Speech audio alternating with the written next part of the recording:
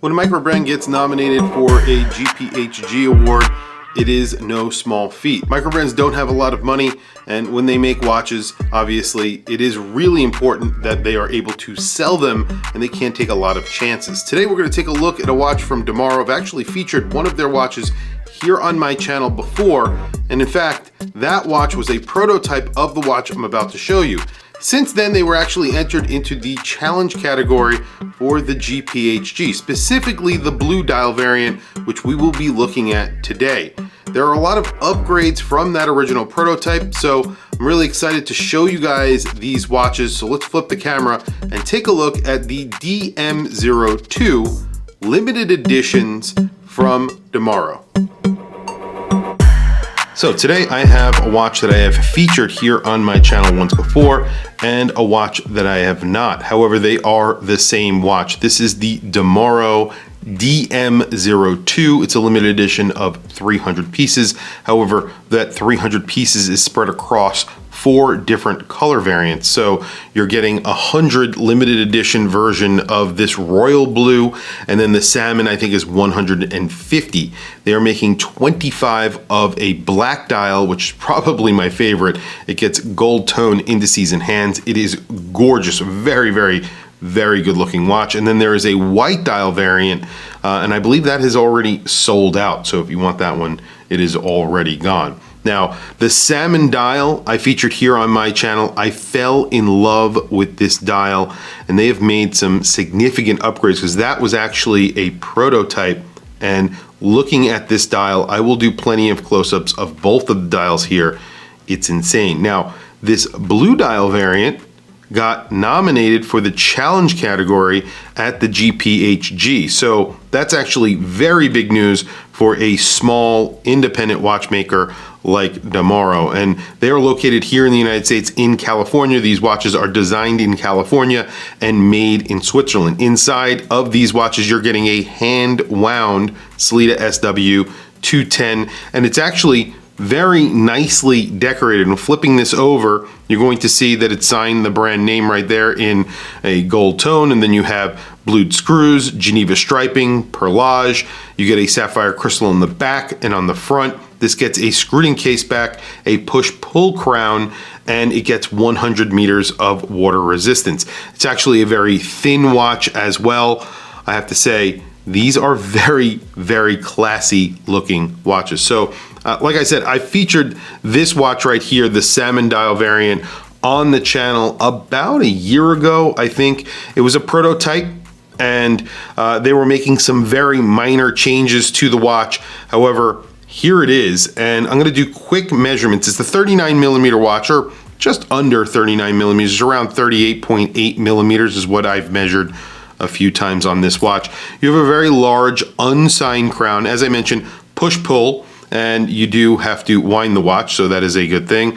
6.3 millimeters on that crown, and then the lug to lug is around 46 millimeters is what I have measured, so it's around 46.6 millimeters.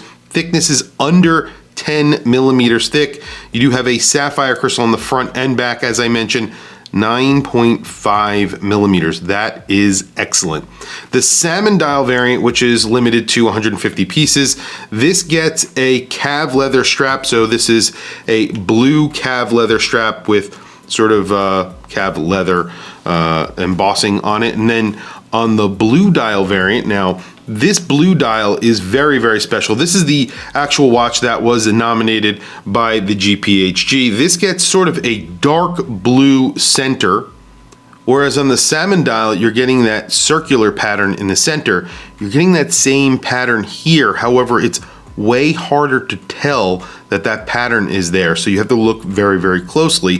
It looks darker. It looks like a deeper blue at the center. And then that top layer, which is essentially the minute track and the hour track with the indices that are sort of engraved and filled with enamel on that track, it sits on top of that portion. So it looks like there's a difference in color, especially in person. Now on screen, it may not pick that up as well, but I'll do plenty of close-ups of both of the dials so you can see what I'm talking about.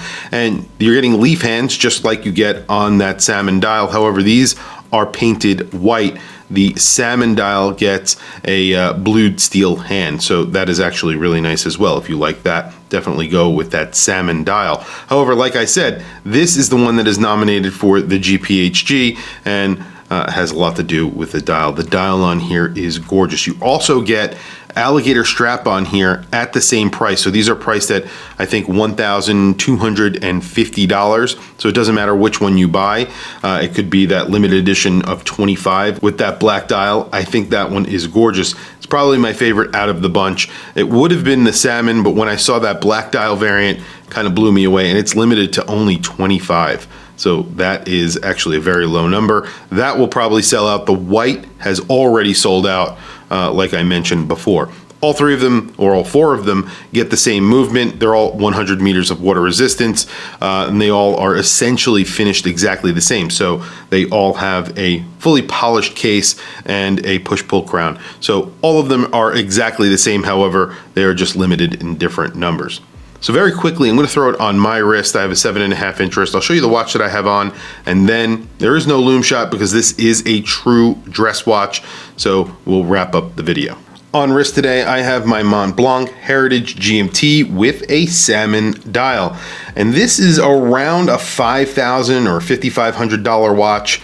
And it gives you a very good idea of what a great value these DUMOREAUs are. This has a really nice salmon dial, sort of a salmon copper dial. I would not say it's any nicer than the salmon dial on this DUMOREAU. I have to be honest, it is not. But it is a lot more money, so that doesn't make a lot of sense. This also gets a Sellita movement. This gets a Sellita SW300, and it is larger, so I think this is around a 41 millimeter watch. This is an awesome watch. However, it's a lot more money for basically no reason. Well, there you go. There it is on my 7.5 inch wrist. Like I said, this is a 38.8 millimeter watch. It's around 9.5 millimeters thick. You have a 46.6 millimeter lug to lug. I have a 7.5 inch wrist. It wears perfectly on my wrist. It's a very comfortable watch. The strap on this watch is extremely comfortable. You really don't need to break this one in at all. It's very, very nice, made in Italy as well.